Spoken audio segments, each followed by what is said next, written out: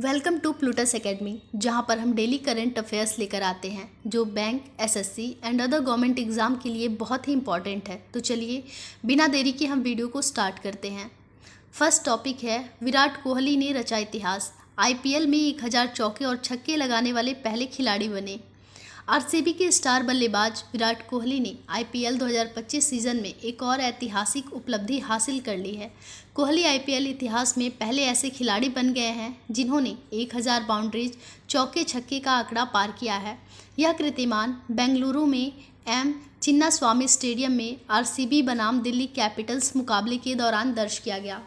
Virat Kohli IPL के इतिहास में यह मुकाम हासिल करने वाले पहले खिलाड़ी बने हैं। आपको बता दें कि बैंक एसएससी के लिए fresh batch Plutus academy Mukherjee Nagar में स्टार्ट हो रहे हैं, जिसकी डिटेल्स आपको प्लूटस एकेडमी की वेबसाइट पर मिल जाएगी। आपको विजिट करना है plutusacademy.com, जिसका लिंक इस वीडियो के डिस्क्रिप्शन बॉक्स में दिया हुआ है। अगर आप ऑनलाइन क्लासेस करना चाहते हैं तो प्लूटस एकेडमी ऑनलाइन क्लासेस भी प्रोवाइड कराता है। अधिक जानकारी के लिए आप 8123002808 पर कॉन्टैक्ट कर सकते हैं। अब टॉपिक पर आते हैं। सेकेंड टॉपिक है, 14 अप्रैल को BR अम्बेडकर जयंती मनाया जाता है। अब हम शॉर्ट में इसके इतिहास और महत्व को समझते हैं। डॉक्टर भीमराव अम्बेडकर स्मृति दिवस, जिसे आमतौर पर अम्बेडकर जयंती के रूप में जाना जाता है, भारत और विश्व भर में एक महत्वपूर्ण दिवस के रूप में मनाया जाता है। यह दिन डॉक्टर भीमराव अम्बेडकर को श्रद्धांजलि अर्पित करने के लिए मनाया जाता है, जो एक महान समाज सुधारक, विधिवेत्ता और भारतीय संविधान के प्रमुख शिल्पकार थे।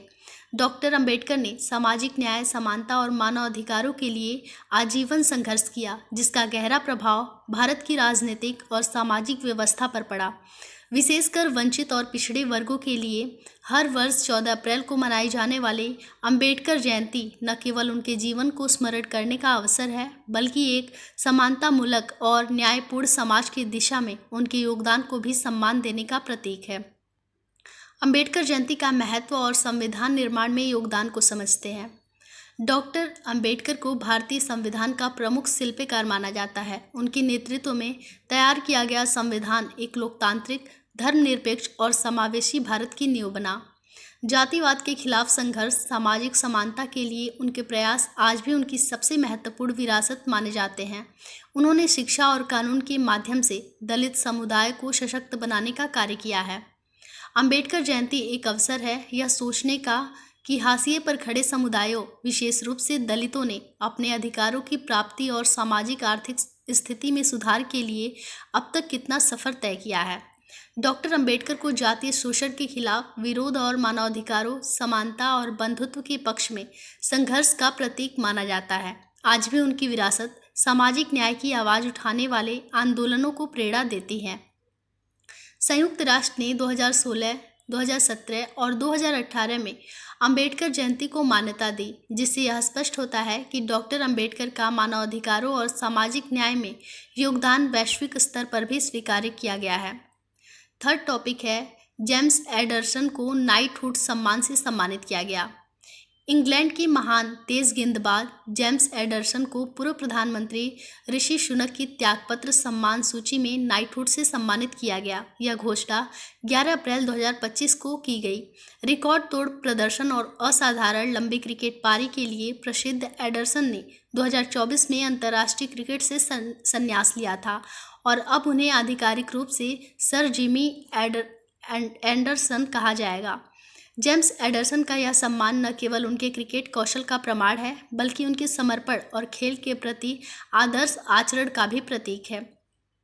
फोर्थ टॉपिक है, सिंगापुर हवाई अड्डा विश्व हवाई अड्डा रैंकिंग 2025 की सूची में शीर्ष पर है।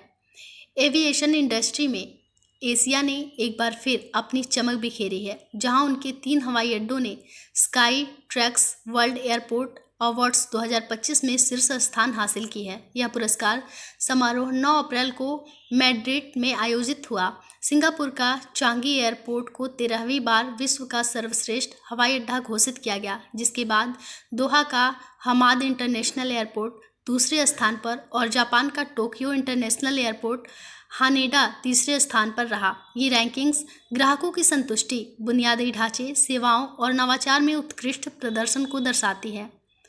फिफ्थ टॉपिक है, भारत ने सुखोई फाइटर जेट के गौरव का किया सफल प्रशिक्षण। रक्षा अनुसंधान और विकास संगठन DRDO ने 8 से 10 अप्रैल 2025 के बीच भारतीय वायुसेना के सुखोई 30 MKI विमान से लंबी दूरी की ग्लाइड बम गौरव के सफल प्रशिक्षण किए। इन प्रशिक्षणों में गौरव बम ने लगभग 100 किलोमीटर की दूरी पर स्थित लक्ष्यों को अंततः सटीकता के साथ भेदा, जो भारत की स्वदेशी रक्षा निर्माण क्षमता और वायु से प्रक्षेपित हथियार प्रणालियों के क्षेत्र में एक महत्वपूर्ण उपलब्धि को दर्शाता है। 6 टॉपिक है ICCR ने ढाका में सांस्कृतिक कूटनीति के 75 वर्ष पूरे होने का जश्न मनाया। भारतीय संस्कृति संबंध परिषद ने अपने 75वें वर्षगांठ का भव्य आयोजन किया, जिसे ढाका में भारत के हाई कमीशन के अंतर्गत भारतीय सांस्कृतिक केंद्र द्वारा आयोजित किया गया। इस समारोह में 1950 में स्थापना के बाद से CCR की विरासत, सांस्कृतिक कूटनीति में इसकी महत्वपूर्ण भूमिका और भारत बांग्लादेश सांस्कृतिक संबंधों में इसके गहरे योगदान को उजागर किया गया। कार्यक्रम में पारंपरिक प्रस्तुतियां शामिल थीं और इसमें दोनों देशों के बीच कलात्मक एवं शैक्षिक पहलों को जीवंत आदान प्रदान को भी प्रदर्शित किया गया। 7 टॉपिक है लॉस एंजल्स 2028 ओलंपिक खेल में होगी क्रिकेट की वापसी।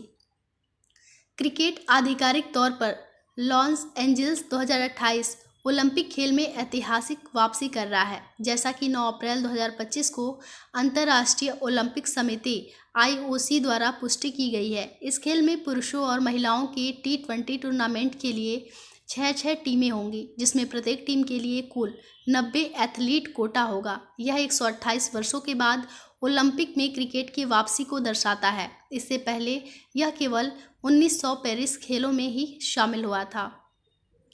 8वां टॉपिक है तमिलनाडु और केरल में आज पारंपरिक नववर्ष मनाया जा रहा है। दुनिया भर में तमिल मूल के लोग सोमवार 14 अप्रैल को नववर्ष पुतांडु मना रहे हैं। तमिल माह चितिराई के पहले दिन को पुतांडु कहा जाता है। इस अवसर पर लोग अपने परिवार के साथ उत्सव मनाते हैं। आपको बता दें कि महीने भर चलने वाला चितिराई आयोजन सौर कैलेंडर पर आधारित है। वहीं केरल मूल के लोग 14 अप्रैल को नववर्ष विशु मना रहे हैं। यह फसल और समृद्धि का त्यौहार है। विशु नई शुरुआत का प्रतीक है और आज के दिन भगवान कृष्ण की पूजा की जाती है। नवा टॉपिक है PM मोदी अंबेडकर जयंती के अवसर पर 14 अप्रैल को हरियाणा का दौरा करेंगे। प्रधानमंत्री मोदी अंबेडकर जयंती के अवसर पर 14 अप्रैल को हरियाणा का दौरा करेंगे, जहां वे हिसार से अयोध्या के बीच हवाई सेवा की शुरुआत करेंगे।